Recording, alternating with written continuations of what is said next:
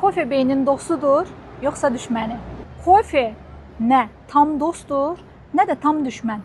Hər şey onu nə qədər və nə vaxt içdiyinizdən asılıdır. Kofenin əsas təsir edici maddəsi kofeindir. Kofein beyində yuxululuq hissini yaradan adenozin reseptorlarını bloklayır. Nəticədə diqqət artır və insan özünü daha ayıq və enerjili hiss edir. Orta miqdarda qəbul edildikdə bəzi insanlarda diqqəti yaxşılaşdıra və hətta miqren ağrılarını azalda bilər. Ancaq həddindən artıq kofe təşvişi, həyəcanı, panik atakı, əl titrəməsini və ürək döyüntülərini artıra bilər.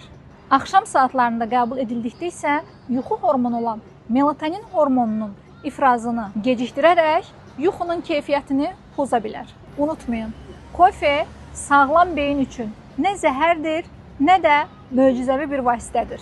Əsas məsələ onu düzgün dozada, düzgün vaxtda və öz orqanizminizin həssaslığını nəzərə alaraq qəbul etməkdir.